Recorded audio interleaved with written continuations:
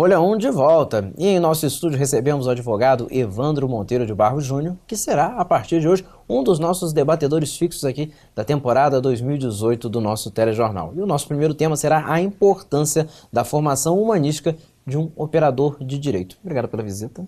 Muito obrigado, Antônio, é um prazer. Obrigado a todos os telespectadores. Espero poder contribuir um pouco com o que a gente vem estudando ao longo desses anos. É verdade, você como operador de direito sabe da importância, né, desse humanismo no conduzir da profissão.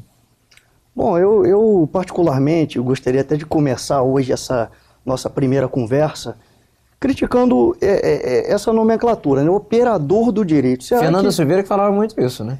Mas ele inclusive hoje, ele continua sendo o nosso mestre, né? E, inclusive hoje ele já leciona para os novos alunos que essa nomenclatura não seria mais tão adequada, já está um pouco ultrapassada.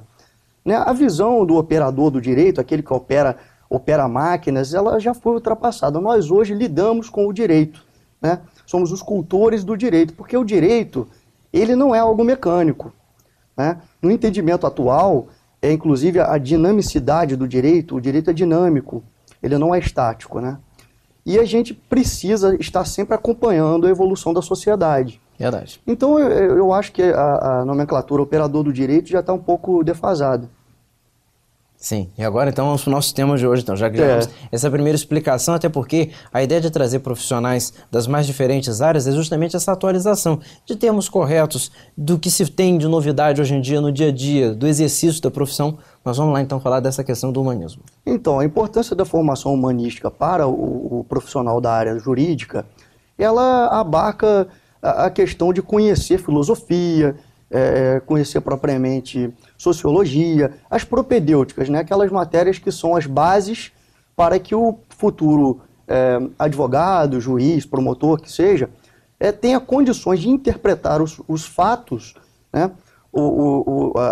As mudanças, as coisas que ocorrem no mundo fenomênico, e que ele possa buscar uma justiça mais aprimorada ao final de um processo.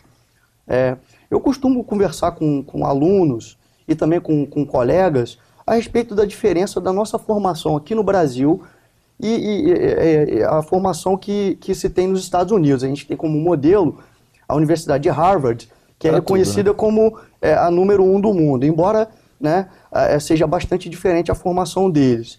Então, nos Estados Unidos, só para resumir, eles buscam um aprimoramento do direito a partir do fato, dos casos concretos. Os futuros advogados estudam casos concretos, passam a perceber como eles foram decididos anteriormente, e os casos que surgem, eles tentam adequar ou não aqueles fatos antigos, é a chamada jurisprudência. Hoje, no Brasil, nós temos um ensino diferente. O nosso primeiro ano já é mais pautado na filosofia, na sociologia, que vai dar uma base para logo depois desse primeiro ano, o estudante do direito ter contato com o direito processual, né, o Código Penal, o Código Civil e as normas. Porque aqui no Brasil, nós estudamos primeiro as leis e os fatos que acontecem no mundo fenomênico, nós tentamos encaixar nos tipos. Por exemplo, o que os penalistas chamam de subsunção do fato à norma. Ocorre um fato tido como criminoso, o delegado de polícia vai pegar aquele fato e vai tentar encaixar na norma. Né, no artigo 121, por exemplo, do Código Penal, que é matar alguém. É o crime de homicídio. Então tem essas diferenças. Uma curiosidade que tem assim, me causado bastante perplexidade é o fato de que quando o aluno entra na faculdade em Harvard, ele já tem 16 horas do seu dia tomadas por atividades. Será que isso seria uma coisa boa para o futuro advogado, futuro juiz? É provável que não, porque já tem uma pesquisa feita de que se ele socializa e dorme, ele não estuda. Se ele dorme, socializa, né, ou ele faz duas dessas coisas, tudo ao mesmo tempo, não tem como fazer. E assim, e outra coisa que também me deixa um pouco triste é a cobrança, a alta cobrança de que aqueles alunos ali têm que sair de lá, de Harvard, já prontos para atenderem às demandas de uma grande indústria, né, as grandes corporações, os grandes escritórios que atendem às demandas da indústria. Então há uma competitividade absurda. O estudante, ele acaba sempre ficando atento a questões de fato e jurisprudência e esquece o conhecimento da lógica, da argumentação jurídica, né, da própria, dos tópicos de linguagem jurídica, que vai preparar o discurso de um bom advogado. E isso é algo que foi tratado por um grande jurista americano chamado Scott Turow, num livro que ele é autobiográfico. Ele trata da própria experiência que ele teve em Harvard no primeiro ano. O nome do livro é O Primeiro Ano, Como se faz um advogado. Ele trata de todas essas questões no livro, profundamente. Eu, inclusive, indico aos alunos que estão começando a estudar o direito que peguem esse livro. Infelizmente, ele só... falta essa dica, né? Essa orientação, né? O professor chega em sala de aula, vai jogando conteúdo. Eu acho assim... esse começo é muito complicado, então indicações são sempre muito bem-vindas. E muito assim, o aluno ele chega querendo pegar tudo ao mesmo tempo, ele quer logo ver o direito penal, se apaixona por penal, no final acaba se casando com direito civil e traindo com o trabalhista, que a gente fala na prática, né? Exatamente. Mas, de fato, é muita matéria e eu acho que essa orientação do primeiro ano ser um ano basilar para formar um pensador que possa agir de acordo com as diretrizes filosóficas, né, da própria argumentação jurídica, saber como lidar com a norma, eu acho que é o principal. Não estou dizendo que o Brasil tem um sistema melhor do que o americano ou vice-versa, mas eu acho que uma combinação dos dois faria juiz a uma boa formação jurídica nessa busca aí diária que nós temos do bom e do justo no final do processo. Até porque quando a pessoa entra no mercado é que ela vê como é diferente de qualquer profissão, né? A faculdade é uma realidade, a inserção no mercado é outra completamente diferente. Completamente, completamente. A gente costuma dizer que a prática ensina muito mais, mas sem bases sólidas, teóricas, aquelas bases sólidas da nossa formação, eu acredito que seja muito difícil um profissional de qualquer área que seja, né, conseguir assim, êxito na sua atividade diária na prática forense.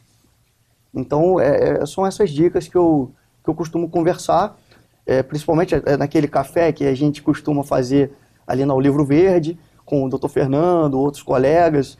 A gente sempre puxa a importância da literatura, a importância... Ler é muito importante de qualquer profissão. Exatamente, Antônio. A importância de saber várias línguas, por exemplo. Um profissional que conhece a língua inglesa, ele tem a oportunidade de ler esses livros, né, direto da fonte. Porque, infelizmente, esse livro que eu indiquei aqui, ele demorou muito para ser traduzido. Ele foi traduzido aqui, eu acho que em 2006. E foi um livro publicado nos Estados Unidos no final da década de 70. Olha o lapso temporal que acaba passando e nós ficamos para trás. Eu acho que, assim, se o estudante se interessa pela língua espanhola, por exemplo, ele vai ter acesso a grandes doutrinas que influenciam, inclusive, livros que não vão chegar à tradução tão rapidamente, que ainda não né? chegaram. Então eu incentivo muito, olha, vocês são novos, busquem agora esse conhecimento e eu acho que tem tudo para dar certo. Quando a pessoa decide realmente entrar nesse mundo do conhecimento e vai exercer com felicidade, com precisão, a busca pelo bom e o justo, né? Verdade, um exemplo disso é você, que busca fazer o melhor no seu dia a dia da profissão. É mais do que minha obrigação, isso a gente tem que fazer mesmo, não tem outra saída. A gente, quando entra nesse mundo jurídico, a gente trabalha com patrimônio, liberdade, alheias, né? Então a gente tem que ter esse cuidado. Olha, muito obrigado pela visita, o nosso tempo é curto, mas é o convite para próximos encontros. O prazer é todo meu, estou à disposição. Muito obrigado. Eu que agradeço. E a edição de hoje vai ficando por aqui. Acompanhe as notícias da região em tempo real acessando o portal folha1.com.br. E de terça a domingo há 40 anos, o jornal Folha da Manhã está nas bancas bem cedinho, mostrando que a diferença está na qualidade. Para você uma boa noite, um bom descanso. Até amanhã.